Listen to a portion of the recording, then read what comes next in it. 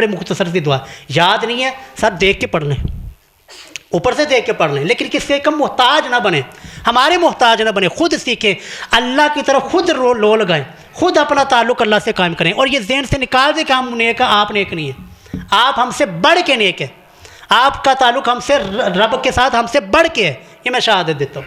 بسم اللہ الرحمن الرحیم والذین جاءوا من بعدهم يقولون ربنا اغفر لنا ولإخواننا الذين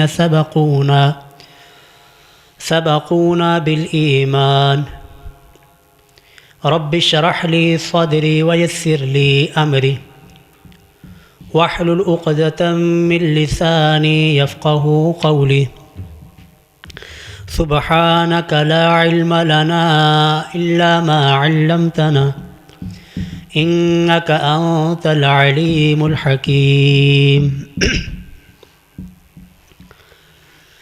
قابل قدر عزت و احترام کے لائق محترم و مکرم سامعین ذی وقار، آج کے ہمارے خطبہ جمعۃ المبارک کا عنوان چند وہ امور، وہ مسائل جس میں ہم کسی کے محتاج نہیں ہیں، کہ جو آپ کو یا علماء یا مولویوں کی جو ہے نا محتاجگی وہ ختم کرنی ہے آج کے خطبہ میں۔ اس لیے کہ ہمیں جب یہ دین اسلام اس بر صغیر میں آیا نا، اس وقت ہونا تو یہ چاہیے تھا کہ خالص دین جو کہ قرآن و سنت میں ہے وہ دین لوگوں تک پہنچایا جاتا، لوگوں کو قرآنی آیات اور احادیث کی روشنی میں نماز، روزہ، حج وغیرہ کے مسائل سکھائے اور بتائے جاتے۔ لیکن ظلم یہ ہوا کہ بر صغیر میں اسلام تو آیا، کہ بر صغیر میں لوگوں نے اسلام تو پھیلایا اور پہنچایا، لیکن اپنی من پسند کا۔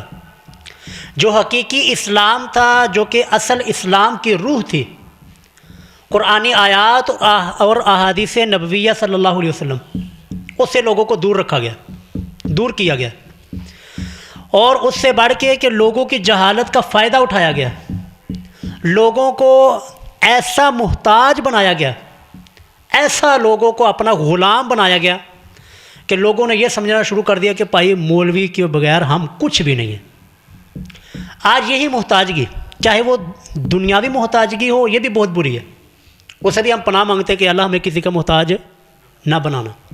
تو یار دین کی جو محتاجگی ہے، کہ دین کے معاملے میں جو ہم محتاج بنے ہوئے ہیں، اس محتاجگی سے نہیں ہم نے نکلنا، اس محتاجگی کے بارے میں ہم نے رب سے دعا نہیں کرنی کہ یا اللہ دین کے بارے میں بھی ہمیں کسی کا محتاج نہ بنا۔ وہ ہم محتاجگی سے کیسے نکلیں گے؟ وہ ایسے ہی نکلیں گے جب ہم خود پڑھنا شروع کریں گے، جب ہم خود ریسرچ اور تحقیق کے میدان میں آئیں گے، اس وقت پھر ہم جو ہے نا لوگوں کی محتاجگی، مولویوں کی، علماء کی، مفتیوں کی محتاجگی ہمارے ہاں ختم ہوتی جائے گی۔ اس لیے اگر تو علماء، مولانا، مفتی صاحب اور ممبر پر کھڑے ہونے والے دین کے داعی وہ قرآن و سنت کے مطابق چلائیں تو سر ان کی اطاعت، فرما برداری، ان کی تعلیمات سارا آنکھوں پہ۔ لیکن اگر ممبر پر کھڑے ہو کر، ممبر رسول پہ کھڑا ہو کر رسول کی مخالفت شروع کر دے اور رسول اللہ ہی کا دین بگاڑ کر لوگوں کو پیش کرے، کیسی یار پھر اس کا کیا فائدہ ممبر پہ کھڑا ہونے کا؟ مصلی رسول کا سنبھالنے کا کیا فائدہ ہو؟ اتنی بڑی ذمہ داری اس نے سنبھالی، اتنی بڑی ذمہ داری اس کے سر کے اوپر آئی، لیکن اس ذمہ داری کو نبھانا چاہیے تھا کہ قرآنی آیات اور احادیث کے مطابق لوگوں کو دین بچایا جاتا، لیکن ظلم ہوا۔ جب یہ اسلام پھیلا، جہاں پر بھی صحابہ کرام کسی فتوحات کے لیے کسی جنگ میں جایا کرتے تو آگے سے جس علاقے میں حملہ ہوتا نا، جس علاقے میں صحابہ کرام فتوحات کے لیے جاتے تو آگے علاقے والے پوچھتے یار تمہارا مقصد کیا ہے، تم چاہتے کیا ہو، تمہاری ڈیمانڈ کیا ہے؟ کیا زمین لینا چاہتے ہو؟ ہم تمہیں زمین دے دیتے ہیں۔ حکومت چاہتے ہو؟ ہم تمہیں حکومت دے دیتے ہیں، آؤ ہمارے حکمران بن جاؤ۔ اگر بادشاہت چاہتے ہو ہم تمہیں اپنا بادشاہ مان لیتے ہیں، آخر تمہاری ڈیمانڈ کیا ہے؟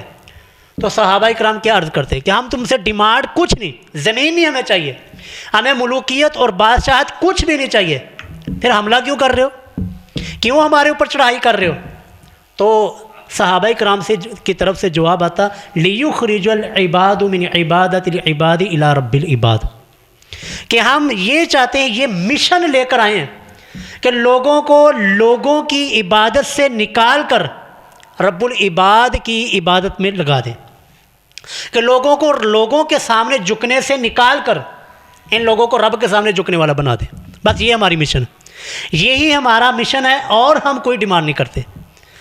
اور یہ ایسا کہ اسلام کے آنے سے پہلے اس انسانیت کی ایسی تذلیل اور انسانیت کا ایسا استحصال کیا جاتا تھا کہ لوگوں کو ایک وہی بندہ جو کہ پیشاب پخانے کا محتاج ہے، جو روٹی کھانے کا محتاج ہے، جو اگر پیشاب بند ہو جائے تو سر درد کی وجہ سے اونچی اونچی چیخیں مارتا ہے، وہی انسان اپنے جیسے انسانوں کو اپنے سامنے جھکایا کرتے تھے۔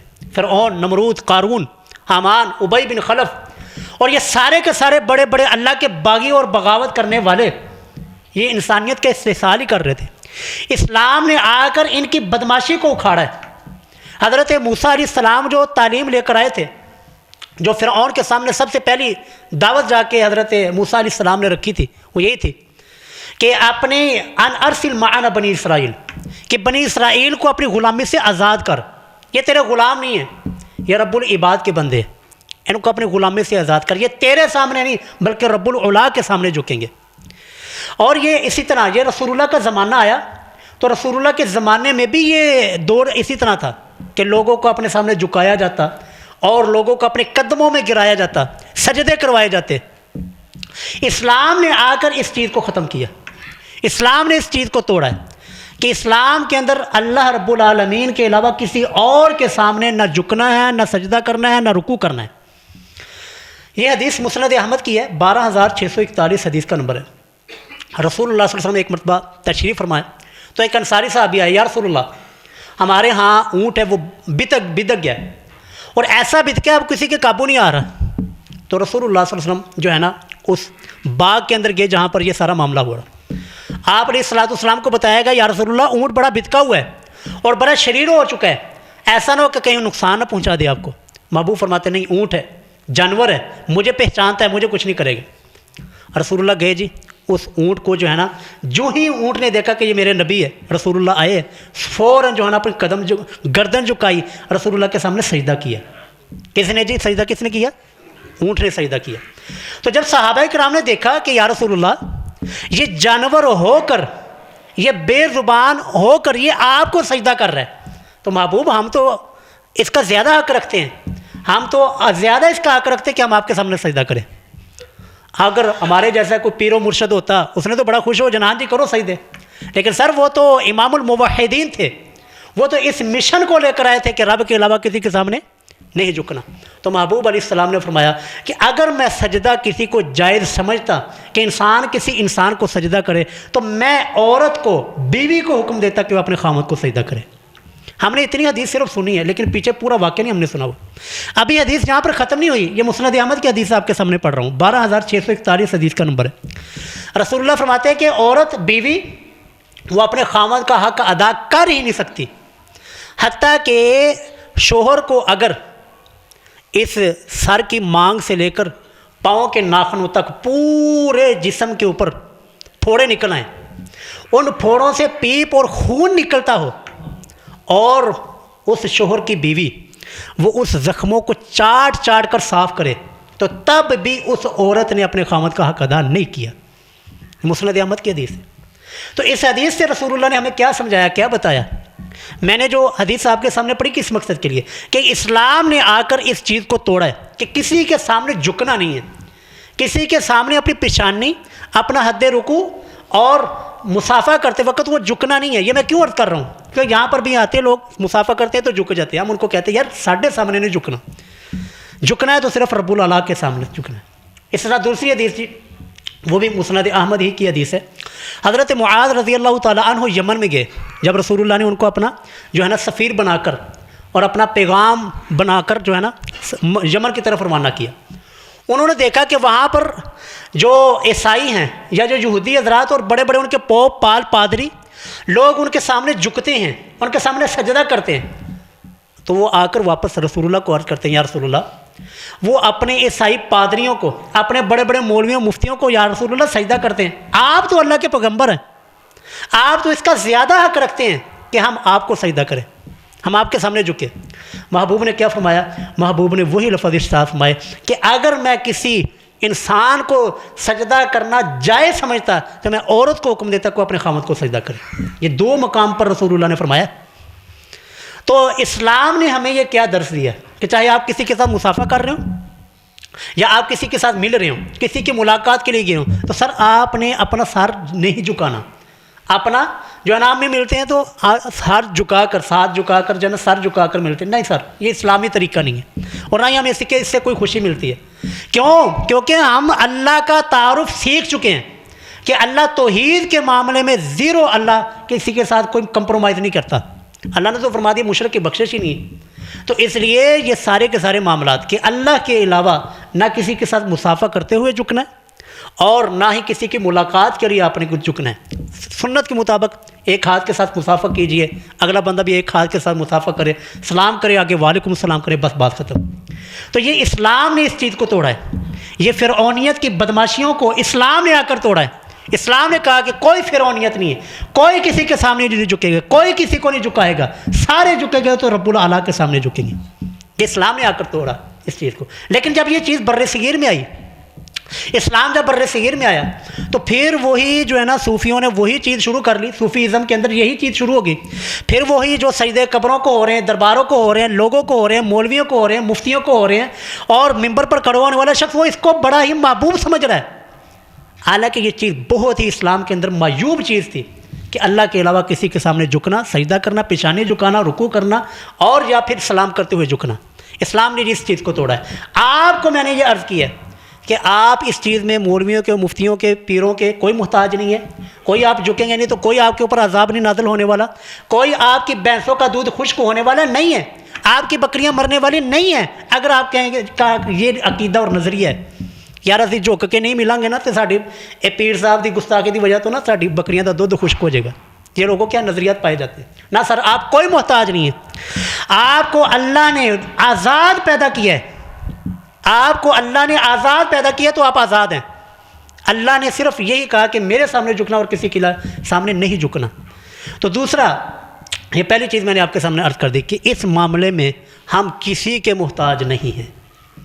دوسرے نمبر پر جی نام رکھنے کے بارے میں، جب بچہ پیدا ہوتا ہے تو لوگ جو ہے نا مختلف فون کھڑکتے ہیں، جی بچہ پیدا ہو گیا جی نام کی رکھیے، اور یار اس معاملے میں آپ ہمارے محتاج ہیں؟ شریعت نے آپ کو آزاد چھوڑا ہے، بس آپ نے نام وہ رکھنا ہے کہ جو کہ اسلامی نام ہو۔ لوگ ہمیں فون کرتے ہیں اور جی جو آیا نا قرآن پاک میں نام آیا وہ نام دس دو۔ ہم کہتے ہیں جی قرآن پاک میں تو یجوج مجوج بھی آیا ہے، قرآن کریم میں تو فرعون کا نام بھی آیا ہے۔ آپ نے یہ نہیں دیکھنا کہ قرآن کریم میں نام، آپ نے یہ دیکھنا ہے کہ نام اسلامی بھی ہے یا کہ نہیں۔ اور اس کے ساتھ ساتھ یہ رسول اللہ صلی اللہ علیہ وسلم کی حدیث مبارکہ ہے، مسند احمد کی حدیث ہے، 6122 حدیث کا نمبر ہے کہ رسول اللہ فرماتے ہیں کہ اللہ کے نزدیک سب سے محبوب ترین نام، جو اللہ کو سب سے زیادہ پسند نام ہے، وہ ہے جی ایک عبداللہ اور دوسرا عبد الرحمن۔ اپنے بچوں کا یہ نام رکھیے، عبداللہ رکھیں، عبد الرحمن رکھیں، یا کوئی بھی ایسا نام، صحابہ کرام کے نام کے اوپر نام رکھیں۔ حتیٰ کہ یہ بھی پوچھا جاتا ہے کہ کیا ہم اپنے بچوں کا نام محمد رکھ سکتے ہیں؟ جی سر بالکل رکھ سکتے ہیں۔ صحیح بخاری کی حدیث ہے، 3114 حدیث کا نمبر ہے۔ ایک انصاری کے ہاں بچہ پیدا ہوا، وہ بچے کو اٹھا کر جو ہے نا رسول اللہ کی خدمت میں لے کر آئے کہ یا رسول اللہ میرا دل کرتا ہے، آپ ہمارے پیغمبر ہیں، آپ ہمارے نبی ہیں، تو میرا دل کرتا ہے کہ میں اپنے بچے کا نام آپ کے نام کے اوپر محمد رکھوں۔ کیا نام رکھوں جی؟ محمد رکھوں۔ لوگ کہتے ہیں جی نام نہ رکھنا غلط ہے، گستاخی ہوگی، بے ادبی ہوگی۔ تو صحابی نے اسی نظریے کے ساتھ رسول اللہ سے سوال کیا، صحیح بخاری حدیث نمبر 3114 کہ یا رسول اللہ میرے یہاں بچہ پیدا ہوا ہے، محبت آپ سے ہے، پیار آپ سے ہے، آپ کے نام کے اوپر میں اپنے بچے کا نام محمد رکھنا چاہتا ہوں۔ تو محبوب علیہ الصلوۃ والسلام نے منع نہیں کیا، بلکہ اجازت دی، ہاں میرے نام کے اوپر تو نام رکھ لو محمد، لیکن میری جو کنیت ابو القاسم ہے یہ کنیت نہ رکھو۔ تو ہم یہ اس حدیث سے پتہ چلا، صحیح بخاری میں یہ تقریباً 5 مقامات کے اوپر یہ حدیث آتی ہے کہ رسول اللہ نے اپنے نام کے اوپر نام رکھنے کی، محمد نام رکھنے کی اجازت دی ہے۔ ہمارے یہاں لوگ منع کرتے ہیں، ہمارے یہاں لوگ اس کو بڑا معیوب سمجھتے ہیں۔ کئی مرتبہ ہم نے اس کے بارے میں واضح کیا کہ یار محمد نام رکھنا بالکل جائز ہے۔ ہم نے لوگوں کی یہ تربیت کرنی ہے، لوگوں کو بتانا ہے کہ میرے بیٹے کا نام، میرے بچے کا نام محمد ہے، نام بگاڑنا نہیں ہے۔ لوگ کیا کہتے ہیں او جی نام بگاڑن گے، تو لوگوں کی تربیت کرنی ہے، نہ کہ ہم نے سنت کو چھوڑنا ہے۔ ہم کیا کرتے ہیں؟ سنت کو چھوڑ دیتے ہیں اور لوگوں کو ان کے حال کے اوپر چھوڑ دیتے ہیں۔ نہیں سر، ہم نے سنت کو زندہ کرنا ہے کہ اپنے بچے کا نام محمد رکھیں گے اور لوگوں کی تربیت کریں گے کہ میرے بچے کا نام اپنے نبی کی نسبت کی وجہ سے، نبی کی محبت کی وجہ سے میں نے اپنے بچے کا نام محمد رکھا ہے، تم نے نام بگاڑنا نہیں ہے، نام کے اندر کسی قسم کی کوئی کمی کوتاہی نہیں کرنی، یہ لوگوں کی تربیت ہم نے کرنی۔ میں نے بھی اللہ کے فضل سے اپنے بچے کا نام محمد ہی رکھا ہے الحمدللہ۔ کس نسبت کی وجہ سے؟ ایک تو اپنے نبی کی نسبت کی وجہ سے، اور دوسرا دین اسلام کے اندر، اسلامی تاریخ کے اندر جتنے بھی سر محمد نام کے بندے آئے نا، ٹاپ کے ہیں۔ امام بخاری کا نام، جن کے ہم صحیح بخاری پڑھتے ہیں، ان کا نام بھی اکیلا محمد ہے۔ امام شافعی جو 4 اماموں میں سے ایک نام ہے، امام محمد بن ادریس الشافعی، ان کا نام محمد ہے۔ اور امام ابو حنیفہ کے ایک شاگرد ہے محمد، ان کا نام بھی محمد ہے۔ تو جتنے بھی محمد نام کے انسان اس دنیا سے گزرے ہیں نا، اللہ نے ان کو بڑی ہی برکتوں سے نوازا ہے۔ تو اس لیے یہ آپ جن کے اللہ کے چلن بیٹے دے دیے، ٹھیک ہے، آئندہ اگر اللہ تعالیٰ آپ کو بچہ دے، بیٹا دے، تو یہ سوچ لیں کہ ہم نے اپنا نام، بیٹے کا نام کیا رکھنا ہے جی؟ محمد رکھنا۔ یہ سنت ہے، رسول اللہ کا حکم ہے، اور یہ رسول اللہ کی عظیم سنت ہے۔ اس کو جو ہے نا، سنت کو چھوڑا نہ جائے، بلایا نہ جائے، ختم نہ کیا جائے، بلکہ لوگوں کی تربیت کی جائے، لوگوں کو بتایا جائے کہ نام بگاڑنا نہیں، لوگوں کو بھی بتایا جائے کہ نام کے اندر کوئی کمی کوتاہی نہیں کرنی۔ اس نام رکھنے کے اندر بھی ہم کسی کے محتاج نہیں ہیں، آپ کسی کے محتاج نہیں ہیں۔ آپ جو ہے نا اپنی آزادی کے ساتھ، لوگ کہتے ہیں جی جو پیران نے نام دا حضرت تہانی عزیزی اسینہ ایدی مخالفت نہیں کرنی، اور نام کیا ہوتا ہے جی؟ پیران دیتا۔ اور نام میرے بھائی، نام رکھے رہے کے اندر شریعت نے آپ کو آزاد چھوڑا ہے، آپ غلام نہیں ہیں، آپ دین کے بارے میں کسی کے محتاج نہیں ہیں۔ آپ اپنے بچے کا نام اسلامی جو مرضی رکھیں، کوئی شریعت آپ کو پابندی نہیں کرتی، کوئی شریعت آپ کو پابند نہیں کرتی۔ صرف یہ دیکھنا ہے کہ وہ نام جو ہے نا غیر اسلامی نہ ہو، یا نام کا معنی جو ہے نا وہ غلط نہ نکلتا ہو، نام کا معنی خراب نہ ہو۔ تو یہ نام رکھنے کے اندر بھی آپ جو ہے آزاد ہیں۔ تیسرے نمبر پر، یہ بڑا اہم مسئلہ ہے، یہ توجہ سے سنیے گا، انتہائی اہم مسئلہ ہے کہ بچوں کو دم کرنا۔ اس میں بھی ہم مولویوں کے محتاج ہیں، ہم بچے اٹھا کر جو ہے نا مولویوں کے پاس لے کر آتے ہیں، مفتیوں کے پاس لے کر آتے ہیں۔ سب سے پہلے تو آپ اپنا یہ نظریہ اور ذہن صاف کر لیں کہ آپ نیک نہیں ہیں، مولوی نیک ہے۔ یہ نظریہ، یہ ذہن نا، یہ نکال دیں، یہ پرانا ذہن ہے۔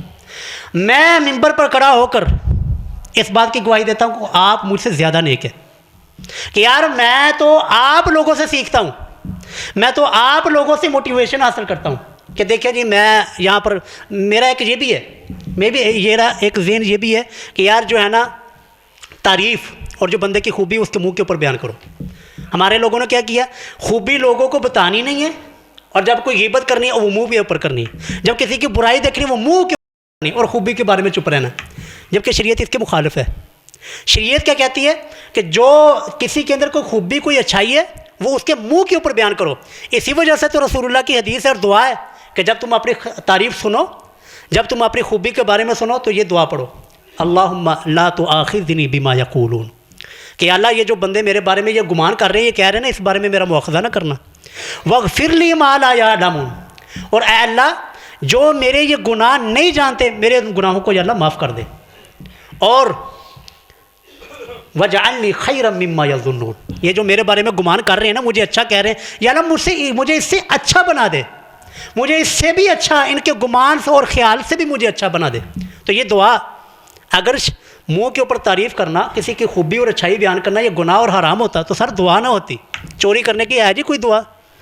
بندہ چوری کرنے کے لیے گیا تو دعا پڑھ کے چوری کرنی، جیسے وہ ویڈیو وائرل ہوئی، وہ پولیس والا جو ہے نا رشوت بسم اللہ پڑھ کے جیب میں ڈال رہا ہے، رشوت کا مال، تو یہ حرام ہے۔ لیکن اگر یہ منہ کے اوپر تعریف بیان کرنا، کسی کی اچھائی بیان کرنا تاکہ وہ اپنی اچھائی کے اندر مزید نکھار پیدا کرے، سر یہ گناہ نہیں ہے، یہ حرام نہیں ہے، بلکہ یہ عین سنت ہے، عین رسول اللہ کا طریقہ ہے۔ آپ نے کتنے اپنے جانثار اصحاب کی خوبیاں اور اچھائیاں ان کے منہ کے اوپر بیان کی ہیں۔ تو میں یہ عرض کر رہا تھا کہ میں تو آپ لوگوں کی موٹیویشن، آپ لوگوں کی وجہ سے سیکھتا ہوں، کہ میں نے دیکھا یار کہ ایک بندہ جس کی ڈیوٹی بھی نہیں ہے، جس کی ذمہ داری بھی نہیں ہے، وہ بڑی روٹین کے ساتھ سر فجر کی نماز اذان دے رہا ہے، وہ کہیں بھی ہو، لاہور بھی ہو، کہیں بھی گیا ہو، لیکن فجر کی اذان جو ہے نا وقت کے اوپر پابندی کے ساتھ دے رہا ہے۔ میں نے دیکھا یار اس بندے کی ڈیوٹی نہیں ہے، ذمہ داری نہیں، پوچھنے والا کوئی نہیں، اس کے باوجود اتنی پابندی۔ تو میں تو امام ہو کر، میری تو ڈیوٹی ہے، ذمہ داری ہے، تو میں اپنی ذمہ داری کیوں نہ صحیح طریقے سے نبھاؤں؟ تو اس لیے میں تو آپ لوگوں کو دیکھ کر سیکھتا ہوں۔ آپ لوگوں کے دیکھ کر میں اپنے اندر موٹیویشن یہ پیدا کرتا ہوں. تو اس لیے یہ ذہن اور نظریہ جو ہے نا آپ کا بنا ہوا کہ یار اسی نیک نہیں ہے تو مولوی نیک ہے، یہ نظریہ ختم کر دیں. آپ بھی نیک ہیں. قرآن اگر آپ پڑھتے ہیں آپ کے منہ کے اندر بھی شفا ہے، اور اگر آپ رسول اللہ کی احادیث اور آپ کی دعائیں پڑھتے ہیں آپ کے منہ کے اندر بھی شفا ہے. تو یہ تیسرے نمبر پر جو میں آپ کو بتا رہا تھا کہ تیسرے نمبر پر ہم محتاج نہیں ہیں کسی بھی مولوی صاحب کے، کسی مفتی صاحب کے، کسی قاری صاحب کے. وہ ہے اپنے بچوں کے اوپر دم کرنا. یار یہ دم خود سیکھیں. یہ آپ کے اوپر رسول اللہ صلی اللہ علیہ وسلم کی یہ مبارک سنت ہے کہ آپ دونوں اپنے بچوں کو سیدنا حسنین کریمین، سیدنا حسن اور سیدنا حسین رضی اللہ عنہما، ان دونوں کو صبح و شام خود دم کیا کرتے تھے. خود دم کیا کرتے تھے. یہ رسول اللہ کی مبارک سنت ہے. اور یہ دم کے الفاظ ہم آپ کو بتاتے ہیں، سکھاتے ہیں. آئے ہمارے پاس بیٹھیں یار، ہم اس لیے آپ کے پاس آئیں کہ ہم سے یہ چیزیں سیکھیں، ہمارے محتاج نہ بنیں. نہ ہی اسلام آپ کو کوئی محتاج بناتا ہے کسی کا. یہ دم خود سیکھیں اور اپنے بچوں کو خود دم کریں، اور خود ہی ان چیزوں کو جو ہے نا اپنے گھر والوں کو بھی سکھائیں. آپ نے جی سورہ فاتحہ پڑھنی، دم آپ کو بتانے لگا ہوں، کیونکہ اسلام کا قرآن و سنت کا جو دم ہے نا وہ بڑا ہی آسان ہے. اور ایسا بھی نہیں ہے کہ ہم یہ دمنیاں دل کو ہو کے رکھنا کسی نے بتانا نہیں. کیوں جی؟ رسول اللہ نے اگر یہی ہوتا کہ رسول اللہ نے اگر یہ چھپانا ہوتا تو رسول اللہ چھپاتے، لیکن محبوب نے لوگوں کو بتایا. صحابہ کرام نے آگے تابعین کو بتایا، تابعین نے آگے تبع تابعین کو بتایا، آگے محدثین تک پہنچا. محدثین نے پوری دنیا کے اندر پھیلا دیا. آج وہ احادیث پوری دنیا کے اندر پڑھی جا رہی ہے، پوری دنیا کے اندر سنی جا رہی ہے. آپ نے جو سورہ فاتحہ پڑھنی، سورہ فاتحہ کے بعد جو ہے نا آپ نے درود شریف پڑھنا ہے. حالانکہ ہمیں کیا بتایا جاتا ہے پہلے درود پڑھنا پھر بعد میں سورہ فاتحہ. نہیں، یہ طریقہ نہیں ہے. طریقہ یہ ہے کہ آپ نے پہلے اللہ تعالیٰ کی حمد و ثنا بیان کرنی ہے. پہلے سورہ فاتحہ پڑھنی، سورہ فاتحہ کے بعد آگے درود شریف، درود ابراہیمی، اللہم صلی علی محمد وعلی آل محمد، یہ درود پڑھ لیا. اس کے بعد یہ 3 دعائیں آپ کو بتانے لگا ہوں. یہ 3 دعائیں اور احادیث کے نمبر بھی ساتھ بتا دوں گا. یہ 3 دعائیں جو اپنے پلے باندھ لیں. خود بیمار ہوں خود اپنے اوپر دم کر لیں. آپ کا کوئی بچہ بیمار ہے، یہ پڑھ کے آپ اپنے بچے کے اوپر دم کر دیں. کوئی عزیز کوئی رشتہ دار بیمار ہے اس کے اوپر دم کر دیں. ہمارے محتاج نہ بنیں. ہمارے محتاج آپ ہمارے محتاج نہیں ہیں. دین اسلام آپ کو محتاج نہیں بناتا، آزاد چھوڑا ہے دین اسلام نے. تو پہلی دعا جی یہ وہ دعا عظیم الشان سر دعا ہے کہ رسول اللہ جب بیمار ہوئے تو حضرت جبریل علیہ الصلوۃ والسلام آسمان سے اترے، رسول اللہ کے پاس آئے اور رسول اللہ کو جو ہے نا وہ دم کیا. کس نے دم کیا جی؟ حضرت جبریل علیہ السلام نے. اور کس کو دم کیا؟ حضرت رسول اللہ صلی اللہ علیہ وسلم کو. آپ سوچ سکتے ہیں کتنی عظیم دعا ہوگی کہ فرشتوں کا سردار وہ نبیوں کے سردار کو دم کر رہا ہے. اور یہ مسند احمد کی حدیث ہے. حدیث کا نمبر جی 11733 ہے. حدیث کے الفاظ یہ ہیں بسم اللہ ارقیکا، یا اللہ میں تیرے نام سے دم کرتا ہوں.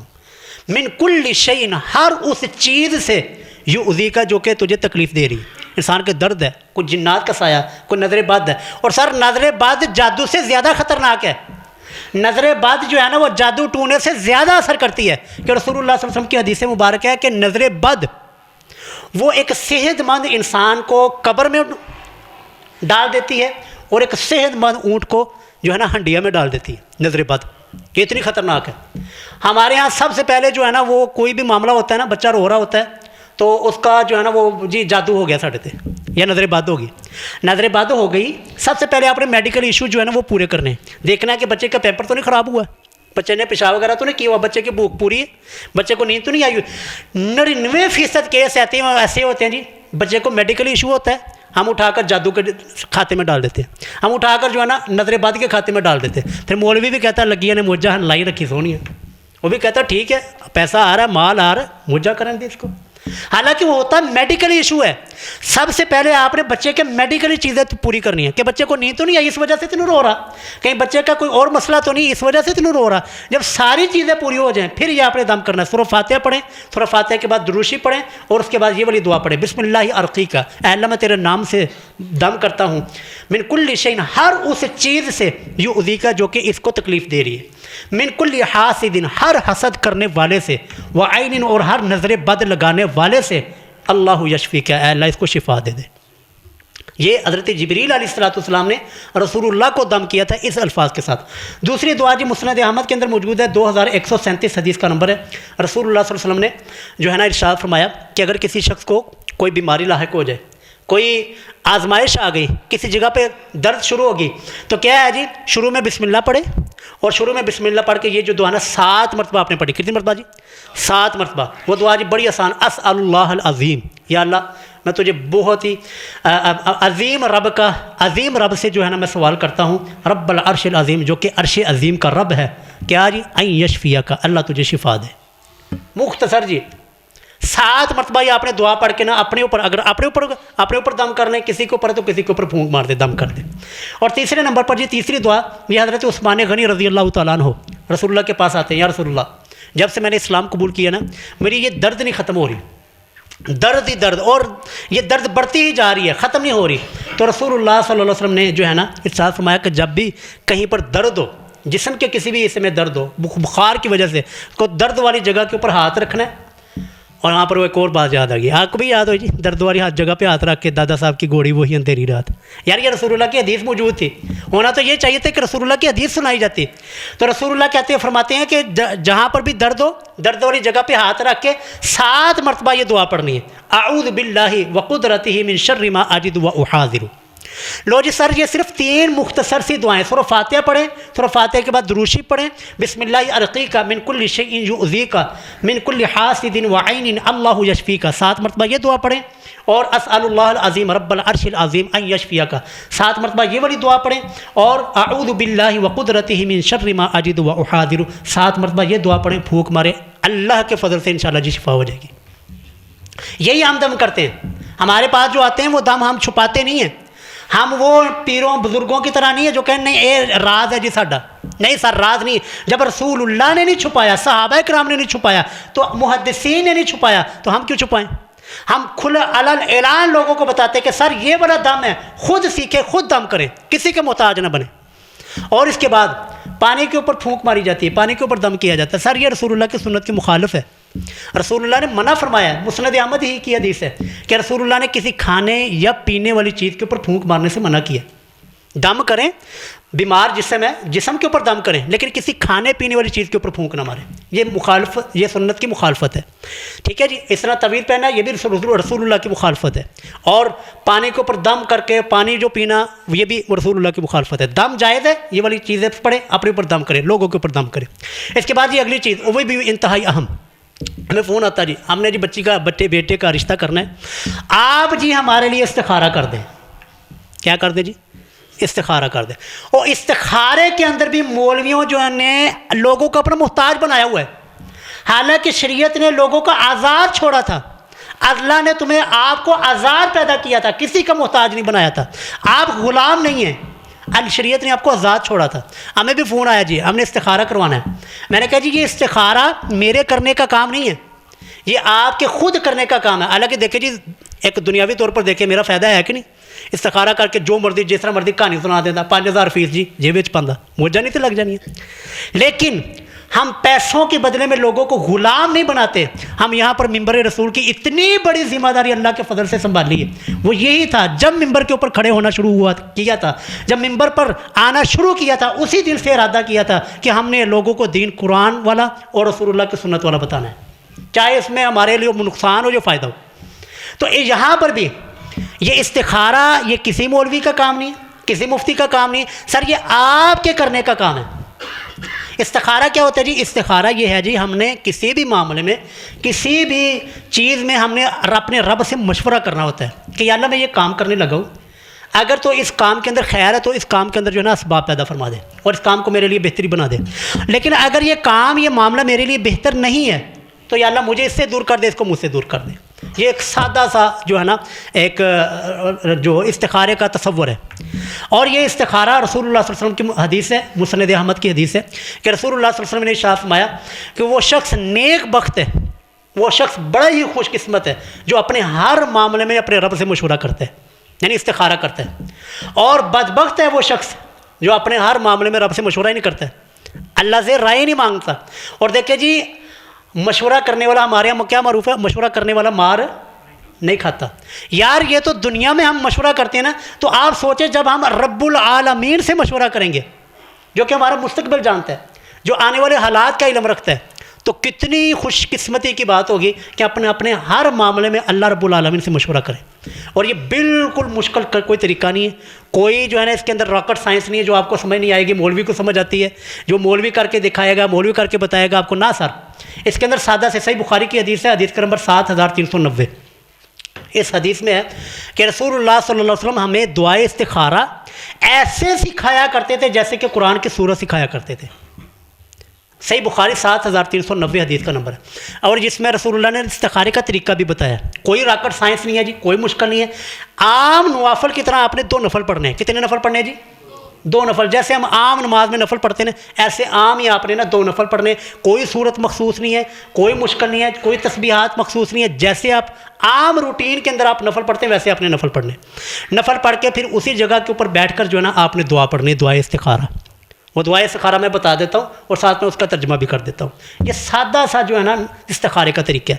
اور یہاں پر پھر لوگوں کے یہاں یہ بھی معروف ہے کہ جی جب استخارہ کریں کہ خواہ میں کوئی فرشتہ آ کے بتائے گا ہاں یہ کم ٹھیک ہے یا نہیں ٹھیک. یہ بھی ایک غلط نظریہ. یا یہ ہے کہ خواب آئے گی, خواب میں نا ہمیں کچھ سبز کپڑا دکھایا جائے گا تو علامت یہ ہوگی کم ٹھیک ہے. یا یہ ہے کہ اگر کوئی سرخ رنگ کی کوئی چیز نظر آئی تو مطلب ہے کہ کام خراب ہے. نہیں سر, یہ ساری کی ساری جو ہے نا توہمات ہے, اس کی کوئی حقیقت نہیں ہے. جب آپ نے استخارہ کر لیا, نفل پڑھ لیا, نفل پڑھ کے دعا کر لیا, اللہ تعالیٰ سے رب سے مشورہ مانگ لیا, تو اگر تو وہ کام آپ کے حق میں بہتر ہوا تو اللہ تعالیٰ آٹومیٹکلی آسانیاں پیدا کر دیں گے, اسباب بنتے چلے جائیں گے. تو آپ کو پتہ چل جائے گا یار یہ کام میرے لیے بہتر تھا تو میرے رب نے اس میں آسانیاں پیدا کر دی. لیکن اگر وہ کام, وہ معاملہ, وہ رشتہ, وہ نکاح, وہ سفر یا کسی سے ملنا جلنا, آنا جانا وہ آپ کے لیے بہتر نہیں تھا تو کوئی نہ کوئی اللہ کی طرف سے رکاوٹ پڑ جائے گی. تو وہ رکاوٹ سے آپ نے جو ہے نا خبردار ہو جانا کہ رکاوٹ میرے رب کی طرف سے ہے, یہ معاملہ میرے لیے صحیح نہیں ہے. یہ کوئی مشکل ہے جی استخارہ؟ تو کیوں ہم مولویوں کے محتاج بنے ہوئے ہیں؟ کیوں ہم فون کرتے ہیں جی استخارہ کر دو؟ کیوں ہم لوگوں کے دروں کے اوپر جاتے ہیں؟ سر آپ کو شریعت نے کسی کا محتاج نہیں بنایا, شریعت نے آپ کو آزاد چھوڑا ہے. سیکھیں, خود جو ہے نا عمل کریں. اب آپ کے نے دعائے استخارہ جو ہے نا وہ کون سی پڑھنی ہے؟ اللہم انی استخیرک بعلمک واستقدرک بقدرتک واسألک من فضلک العظیم. بڑے مختصر سی دعا, یاد نہیں ہے سر دیکھ کے پڑھ لیں, اوپر سے دیکھ کے پڑھ لیں, لیکن کس سے کم محتاج نہ بنیں, ہمارے محتاج نہ بنیں. خود سیکھیں, اللہ کی طرف خود لو لگائیں, خود اپنا تعلق اللہ سے قائم کریں. اور یہ ذہن سے نکال دیں کہ ہم نیک ہیں, آپ نیک نہیں ہیں, آپ ہم سے بڑھ کے نیک ہیں. آپ کا تعلق ہم سے, رب کے ساتھ ہم سے بڑھ کے ہے. یہ میں شہادت دیتا ہوں. اللہم انی استخیرک بعلمک, یا اللہ میں تیرے علم کے ذریعے خیر کی دعا مانگتا ہوں, خیر طلب کرتا ہوں. واستقدرک بقدرتک, اور اے اللہ میں تیری قدرت کے ذریعے طاقت کا سوال کرتا ہوں. واسألک من فضلک العظیم, او اللہ میں سوال کرتا ہوں تیرے عظیم فضل کا. فانک تقدر, کہ یا ربی تو قادر ہے, ولا اقدر, میں قادر نہیں ہوں.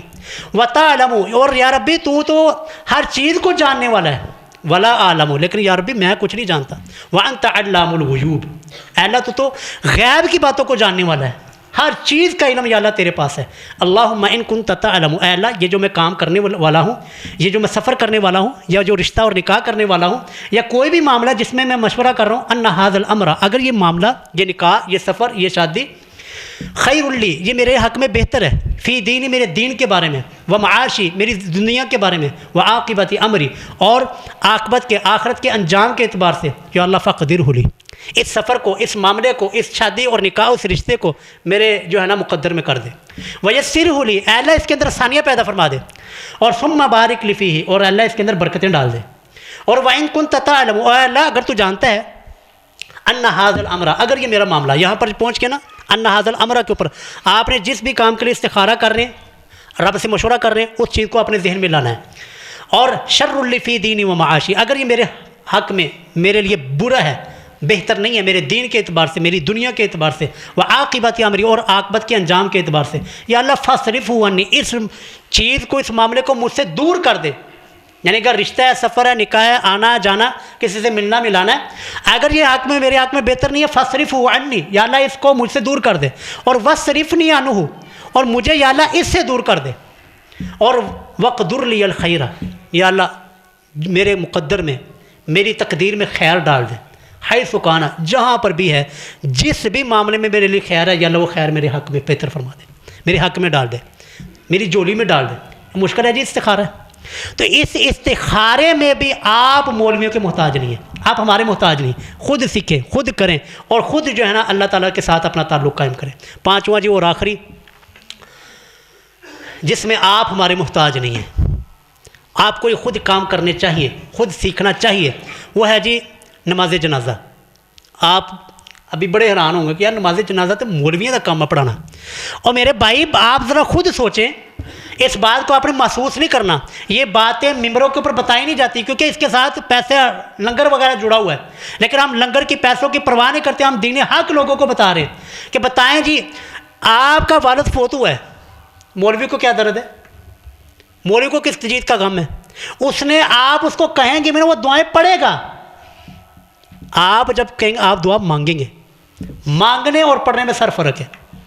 آپ یا تو بلائیں گے وہ مگرو لائے گا، یہ اس کو کیا درد ہے جی بھائی، لیکن جب آپ کے سامنے آپ کے والد کی میت پڑی ہوگی اور آپ کو ساری زندگی کے اس کے احسانات آپ کو یاد آ رہے ہوں گے کہ یار میرے والد نے، میرے باپ نے کیسے مجھے چلنا سکھایا تھا، مجھے کیسے پڑھایا، کتنی میرے لیے قربانیاں دی، کتنی میرے لیے مشقتیں جی لی ہے۔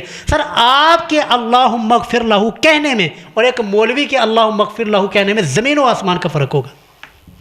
تو اس لیے میں کہہ رہا ہوں کہ یہ آپ اس معاملے میں، جنازے کے معاملے میں بھی آپ ہمارے محتاج نہیں ہیں، کسی کے محتاج نہیں ہیں، خود جنازے کی دعائیں سیکھیں۔